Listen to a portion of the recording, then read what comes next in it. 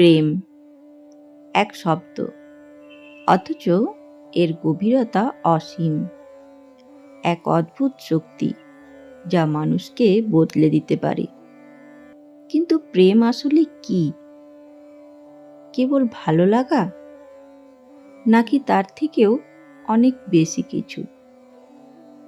আর একাধিক প্রেম, তা কি সত্যিই পাপ?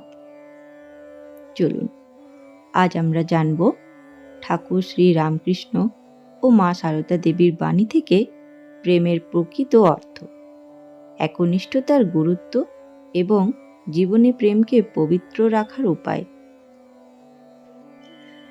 প্রেম প্রেম বলতে কি বোঝায়? প্রেম মানে শুধু আবেগের জোয়ার নয়, এটি একটি ত্যাগ, এক আত্মিক বন্ধন যেখানে নিজের স্বার্থ নেই, আছে শুধু অপরের কল্যাণের ভাবনা। শ্রী শ্রী ঠাকুর রামকৃষ্ণদেব বলেছিলেন, যে প্রেমে কাম নেই সেই প্রেমই সত্য।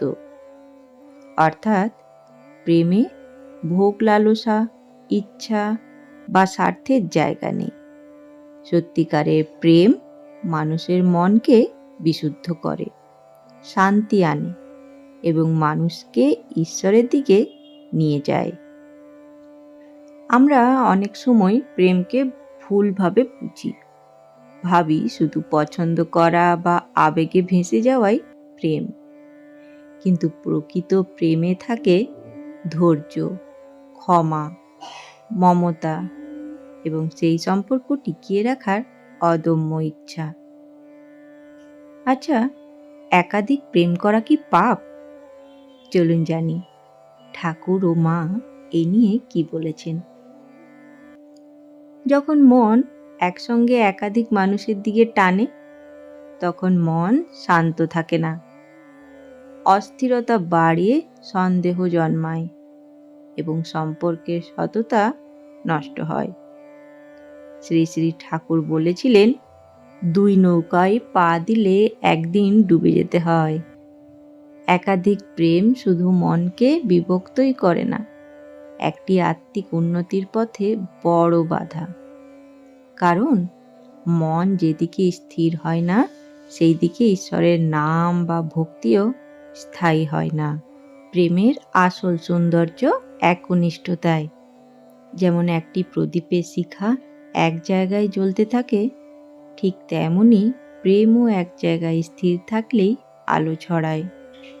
শ্রী শ্রী ঠাকুর বলতেন, সংসারের থেকেও মন যেন ঈশ্বরমুখী হয়।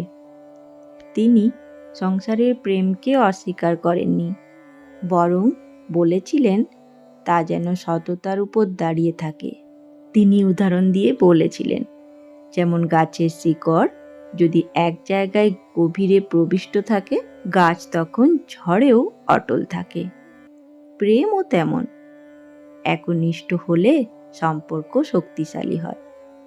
এই প্রসঙ্গে শ্রী শ্রী মা সারদা দেবী বলেছিলেন, সকলকে ভালোবাসো, কিন্তু মন দিয়ে আঁকড়ে ধরো শুধু ঈশ্বরকে। মা শিখিয়েছিলেন যে প্রেম হবে স্বার্থমুক্ত ও কল্যাণমুখী। তিনি বলতেন, একাধিক প্রেম মনকে ছোট ছোট টুকরো করে ভেঙে দেয়, আর মন ভেঙে গেলে সেখানে শান্তি থাকে না। মায়ের মতে সত্যিকারের প্রেম মানুষের চরিত্রকে উন্নত করে, নিচে নামায় না।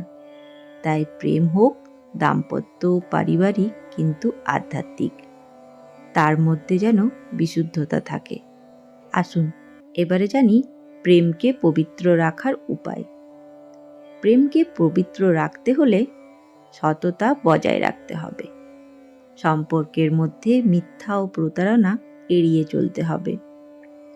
অতিরিক্ত আসক্তি কমাতে হবে, যেন প্রেমের মধ্যে স্বাধীনতা থাকে কিন্তু দায়িত্বও থাকে।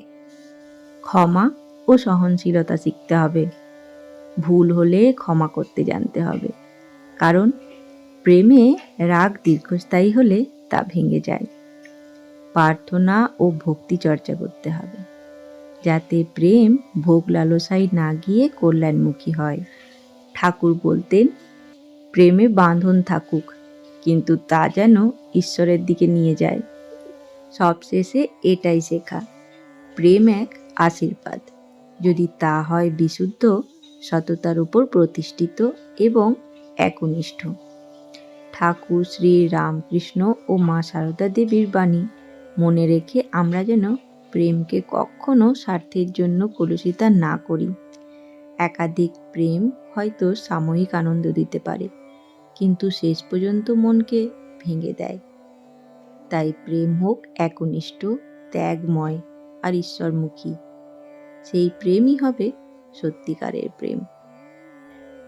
বন্ধুরা, আশা করি আজকের এই ভিডিও আপনাদের ভালো লেগেছে।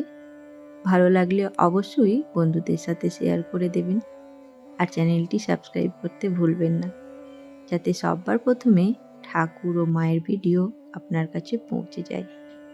ধন্যবাদ। জয় মা, জয় ঠাকুর।